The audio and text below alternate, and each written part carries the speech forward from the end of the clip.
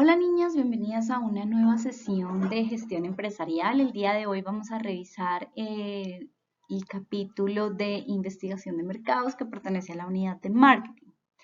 Es importante resaltar que la investigación de mercado es el proceso de recopilar, analizar e informar datos relacionados con un mercado en particular, incluidos datos sobre el consumo de bienes y servicios y sobre el comportamiento de los competidores.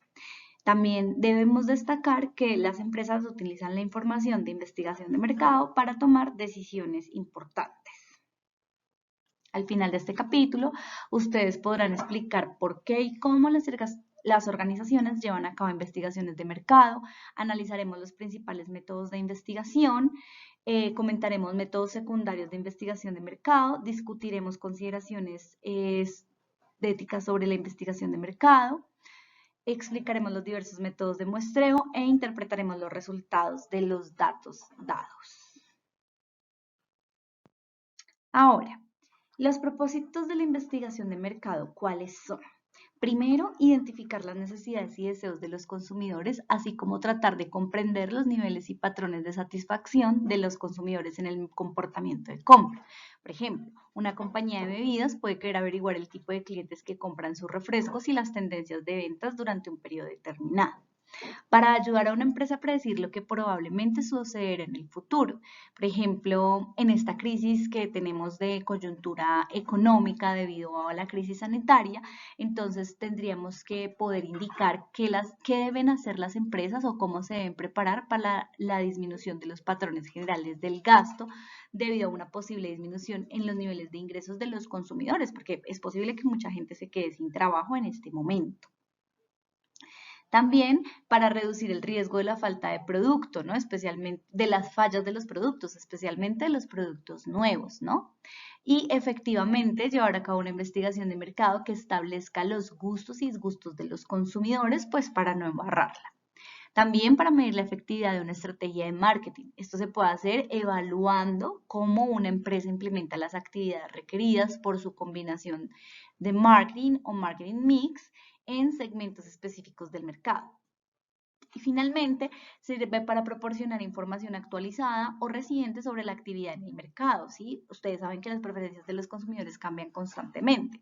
Entonces, digamos que las empresas tecnológicas como Apple, Samsung, Huawei, pues tienen enormes presupuestos de investigación y desarrollo para mantenerse al día, ofreciendo las ventajas de primer movimiento en el lanzamiento de sus productos. Ahora revisemos,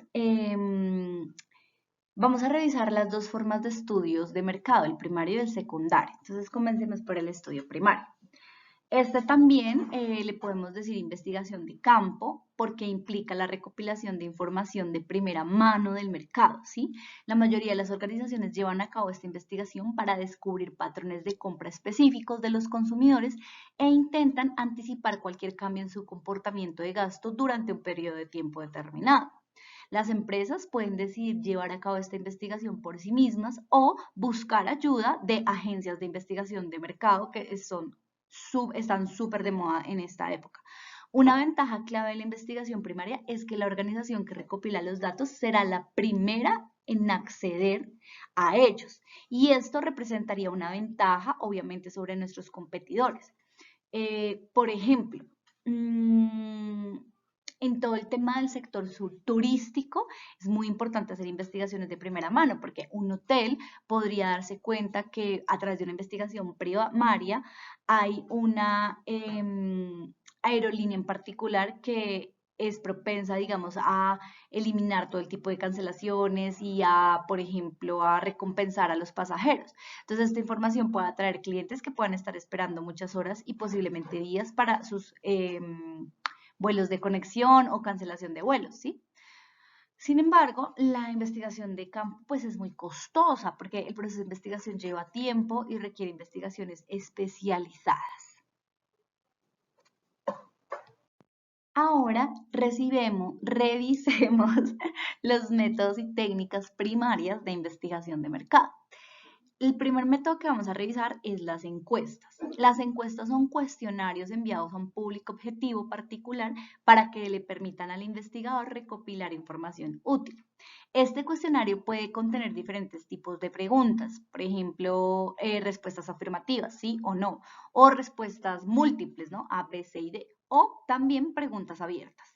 Una encuesta al consumidor puede concentrarse en obtener información específica de los consumidores al buscar su opinión sobre un producto o problema en particular. Las encuestas se pueden implementar de varias maneras. Las formas más comunes de administrar estas encuestas pues son por correo, digamos, cuando hacen encuestas en el colegio que no las mandan al correo, exacto, esas pueden ser un ejemplo bueno. O también por correo directo a las oficinas de desarrollo de alguna escuela que esté buscando opiniones de algunos alumnos, ¿cierto? O sea, que nos la entreguen en las manos para hacerla. Otra forma es cuando lo llaman a uno por teléfono, por ejemplo, de las telefonías móviles y le hacen a uno una encuesta, también por teléfono también, para obtener su opinión sobre el uso de determinado bien o servicio que haya pues a través de la línea, ¿no? Entonces eso es muy importante. ¿Existen ventajas? Claro que sí. Las ventajas son que permiten a los investigadores recoger una gran cantidad de datos en un periodo de tiempo pues muy corto. También, si están bien diseñadas, los encuestados pueden administrar y completar fácilmente las encuestas y a su vez pueden utilizarlas para recopilar información sobre una amplia gama de aspectos, incluidas actitudes, preferencias y opiniones. Sin embargo, las encuestas de todas formas tienen algunas desventajas, que es que si están mal construidas, pues pueden socavar la investigación bien intencionada. También que las respuestas proporcionadas por los encuestados pueden no ser un reflejo exacto de cómo se sienten realmente y pues con algunos resultados también ser un poco parciales, ¿no? Otra cosa es que como se utilizan muestras muy grandes, las encuestas pueden resultar muy costosas, consumir mucho tiempo en su construcción, en su administración, en cómo organizar los datos. Entonces, si el muestreo aleatorio generalmente se usa para seleccionar participantes, las tasas de respuesta se pueden sesgar los resultados de una encuesta. O sea, a veces las muestras son muy grandes, pero si son muy pequeñas tampoco nos funciona porque las muestras pueden sesgar, digamos que las respuestas. El segundo método es la entrevista. Una entrevista, pues, es una conversación durante la cual un entrevistador, ¿cierto?, le pregunta al entrevistado para obtener una información específica. Las entrevistas se pueden realizar uno a uno, cara a cara o por teléfono. Las ventajas que existen, pues, es que proporcionan detalles de información sobre las percepciones y opiniones de los consumidores a través de preguntas que pueden ser muy profundas. Y por lo general logran una alta tasa de respuesta debido a la atención personalizada brindada. A su vez, si hay una redacción precisa, pues se puede adaptar al encuestado y el significado preciso de las preguntas se aclara durante el proceso de la entrevista, si hay algo que uno no entendió. Sin embargo, este proceso pues puede llevar mucho tiempo, implica organizarla, llevarla a cabo, analizar las respuestas, recopilar comentarios, hacer informes, ¿cierto? Y también algunos investigadores pueden estar sesgados, por lo tanto influir como en las respuestas de los entrevistados. El tercer método son los grupos de enfoque o focus group. Estos focus group consisten en un pequeño número de personas reunidas para discutir un producto o una idea específica. El grupo pues escoge a las personas que son representativas de los clientes del negocio o de un segmento específico de clientes. En la discusión, los participantes responden a preguntas preparadas por los investigadores de mercado y los participantes comparten libremente sus opiniones, sus ideas y sus reacciones. También se les puede pedir que prueben un nuevo producto. Por lo general, todas sus respuestas son vistas y estudiadas para ayudar a los investigadores a predecir la relación y la reacción de la población como más grande del mercado frente a este focus group. Pues si bien tiene ventajas porque consiste en un pequeño grupo de individuos y usarlos es una forma fácil y económica de recopilar información para los estudios de mercado. También se puede utilizar para medir la reacción de los clientes a un nuevo producto de una empresa o a las estrategias de una empresa. Y nos van a ayudar a identificar los requisitos claves, ¿sí? Como las necesidades que el negocio y los competidores no han abordado, proporcionando información sobre la posición actual de los competidores de la empresa y en la mente del cliente, ¿no? Cómo percibe el cliente a las otras empresas competidoras. Sin embargo, pues tener un grupo específico, pues puede que la información sobre todo del mercado del segmento, pues las opiniones no las representen, ¿sí? Como que la información que yo necesito del mercado no estén representadas en esas pocas personas que están siendo el focus group. También existe la posibilidad de que algunos miembros no expresen sus opiniones de forma honesta y personales sobre el tema de discusión. ¿Por qué? Porque pueden dudar en expresar sus propios puntos de vista, sobre todo cuando sus opiniones se oponen a las de otros participantes. Finalmente, los grupos focales son muchísimo más costosos de llevar a cabo que las encuestas, ya que cada participante generalmente debe ser compensado en efectivo o en especie. Quiere decir que le tienen que dar como un regalo, le pagan, ¿sí? Los grupos focales son muy frecuentes en productos de belleza.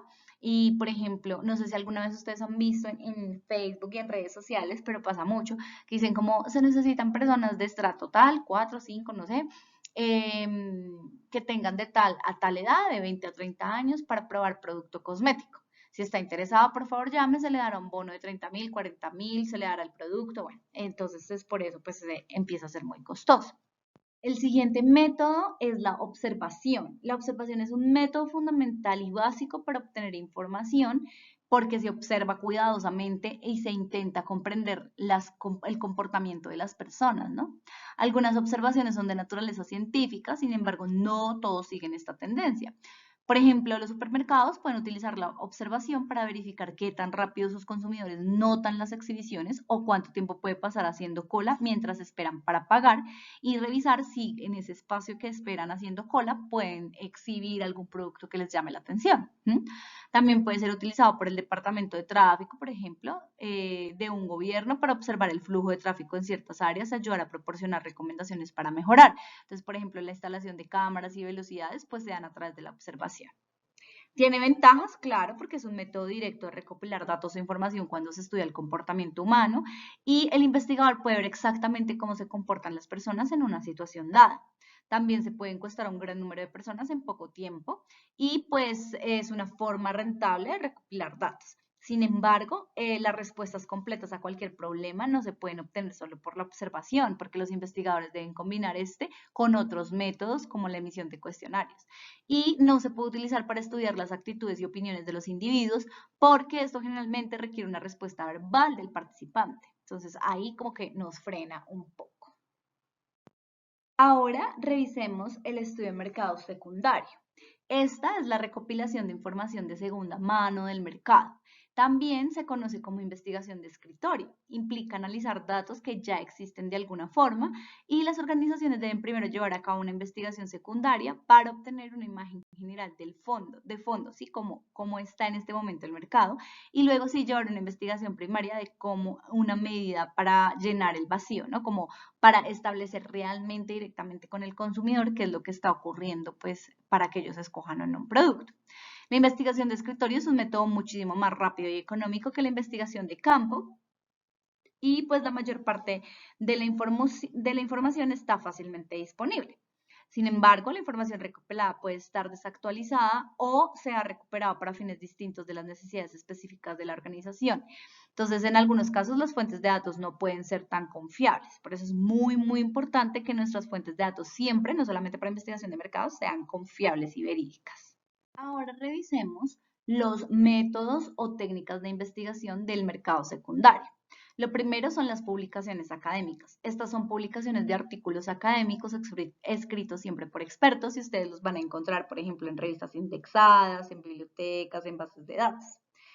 Los artículos deben estar bien referenciados para proporcionar la fuente exacta de la información proporcionada. Y los expertos generalmente incluyen profesores, estudiantes graduados, experiencias de primera mano en un tema particular. Entonces las revistas académicas pues escriben con el único propósito de proporcionar y distribuir conocimiento y no solamente como una oportunidad para ganar dinero.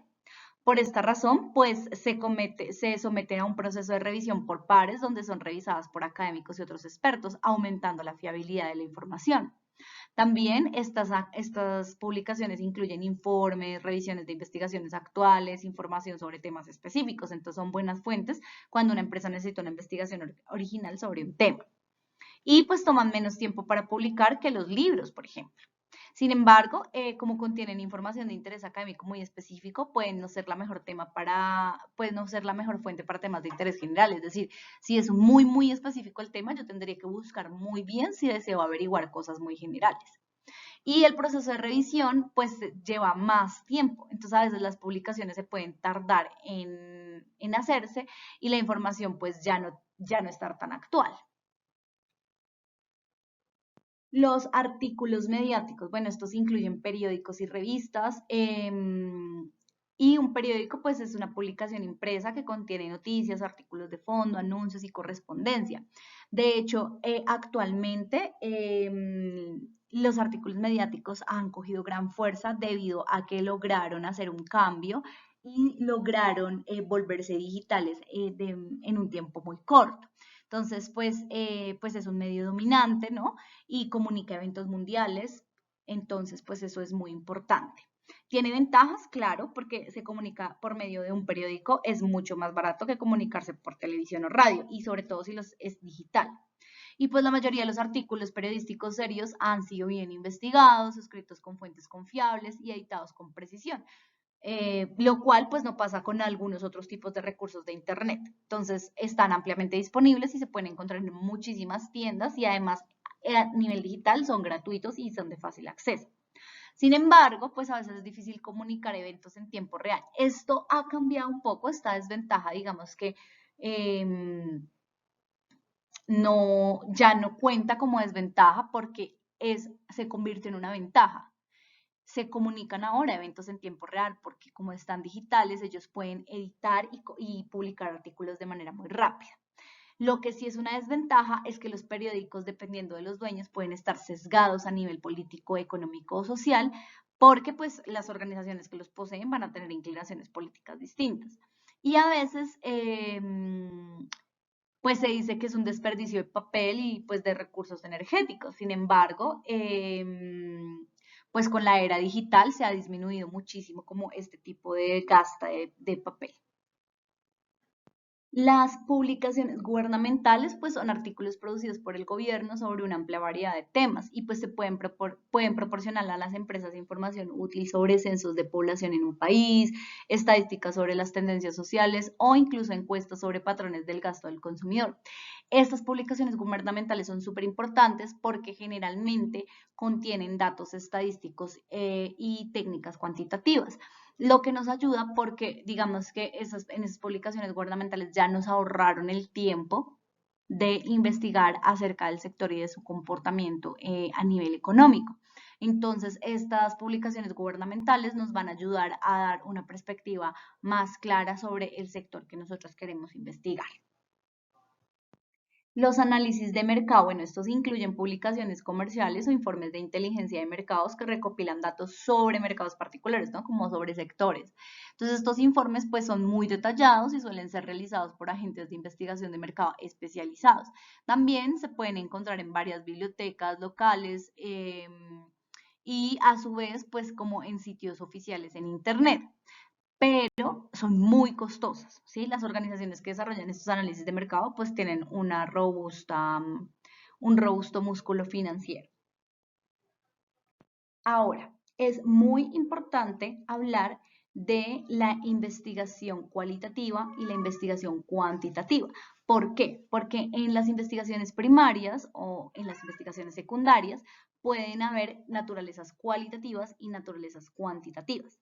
¿Cuáles son las diferencias? En la investigación cualitativa implica la recopilación de datos sobre las opiniones, las actitudes, las creencias, pues tiene una información que está abierta a interpretaciones, es subjetivo y las preguntas son ¿por qué?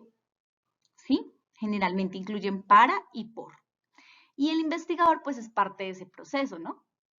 Proporcionando múltiples realidades, o sea que los enfoques son complejos y amplios.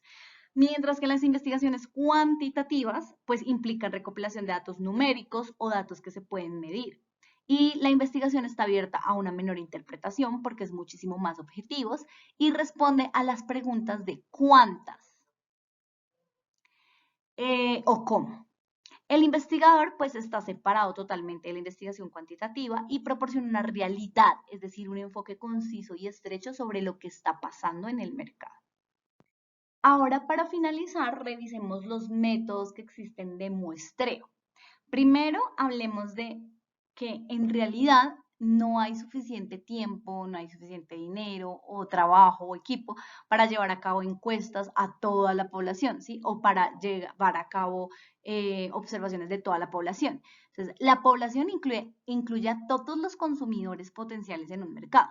Sin embargo, en un esfuerzo por reunir una investigación primaria adecuada y aún tener idea clara de las opiniones de los consumidores, entonces se toma una muestra de esa población, o sea, una cantidad de personas que van a participar.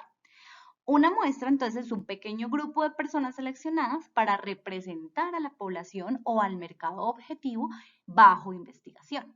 Por ejemplo, un pequeño grupo de consumidores podría seleccionarse de un gran número de compradores potenciales de un producto.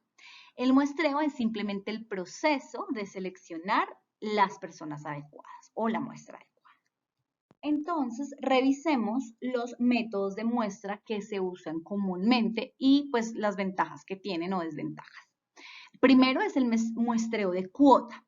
Este implica segmentar una población dada en un número de grupos que comparten ciertas características, ¿sí? O subgrupos mutuamente excluidos como edad, género, estrato, ¿sí? Y los objetivos se establecen para la cantidad de personas que deben ser entrevistadas en cada segmento.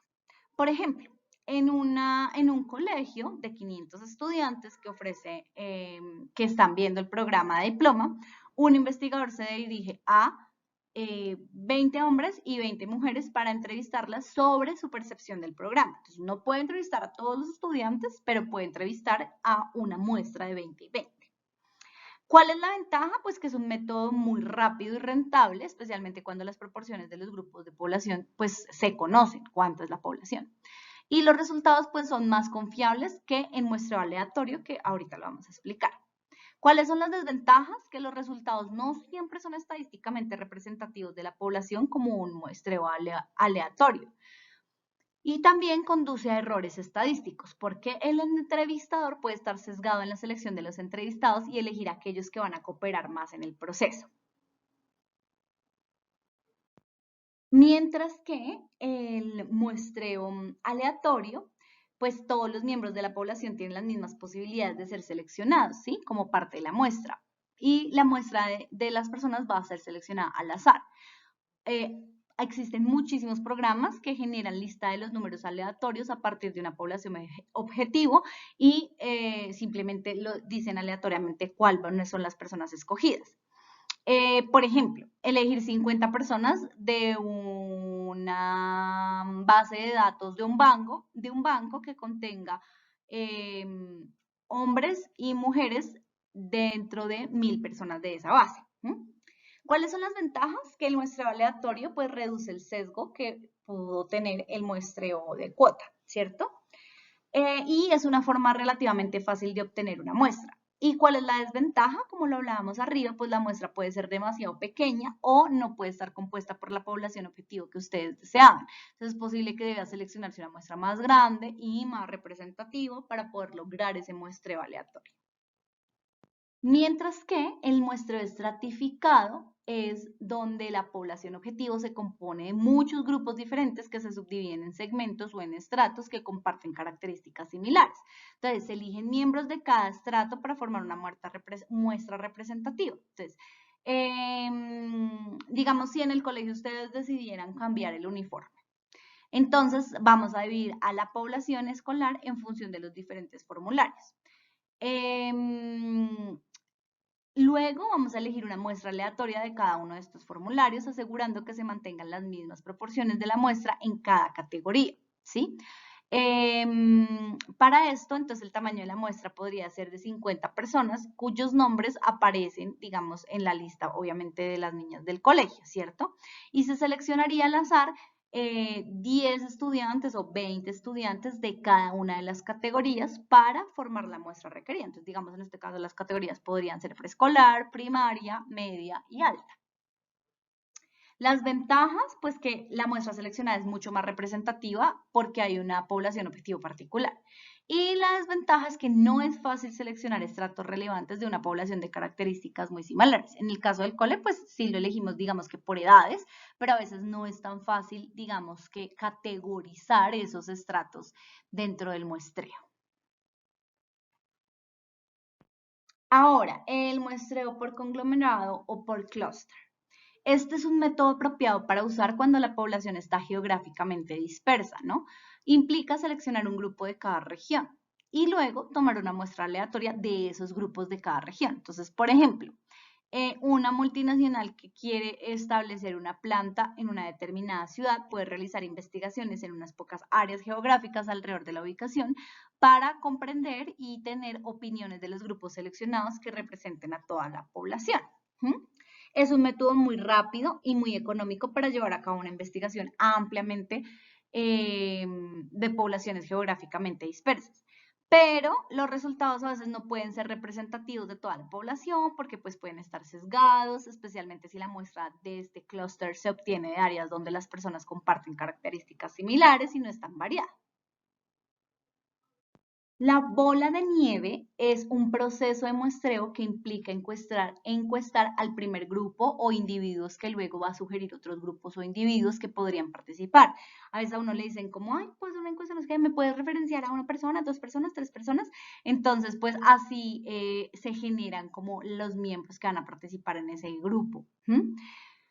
Y de ahí, pues, el efecto que se llama bola de nieve, ¿no? Recuerden que la bola de nieve va, a través de que va cayendo, va creciendo. Entonces, se puede usar cuando se realiza una investigación bastante sensible, por ejemplo, una encuesta realizada sobre el uso de los contravirales para el VIH, por ejemplo. Entonces, también se usa cuando se investigan productos muy costosos y sofisticados donde la gama de clientes es muy limitada. Entonces, obviamente, si yo quiero revisar el uso de contravirales en personas con VIH, pues tengo que entrevistar a esas personas que tienen VIH, no puedo entrevistar a cualquiera. ¿Mm?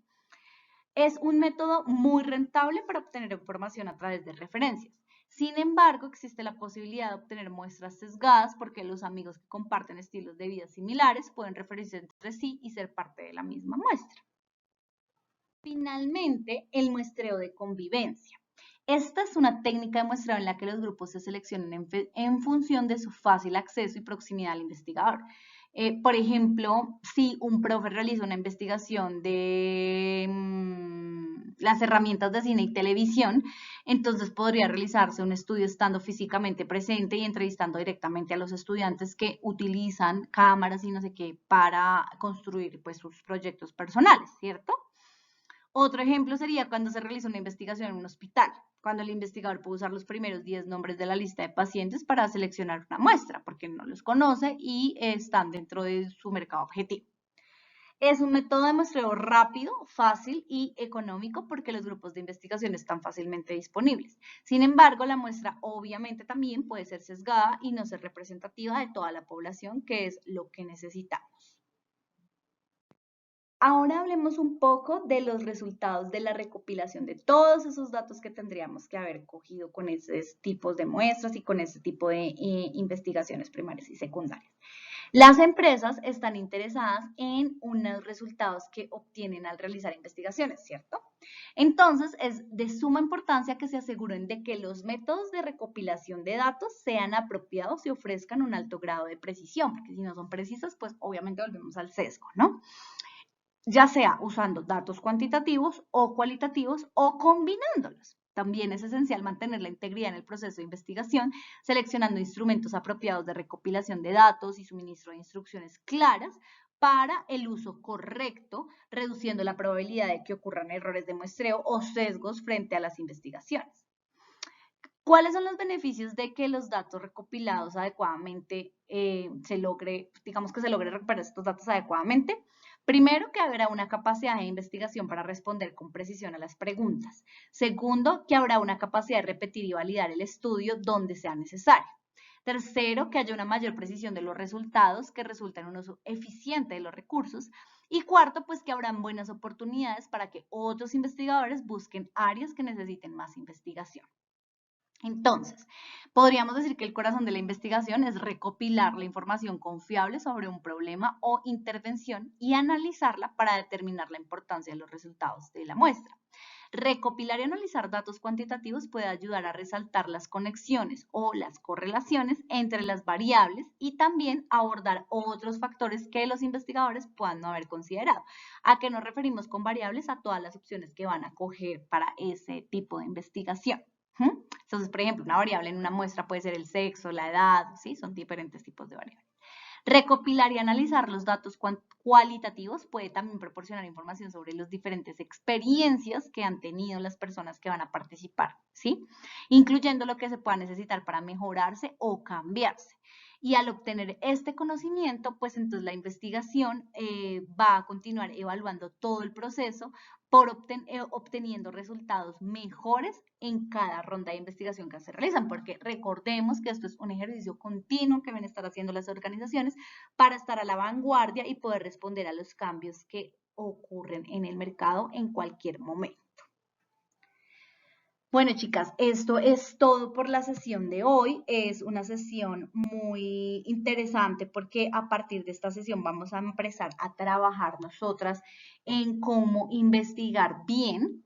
Y si se dan cuenta, esto sirve no solamente para marketing, sino también les va a servir a ustedes como insumo para saber cómo desarrollar sus monografías, ya sean en gestión empresarial o en cualquier asignatura, ¿sí?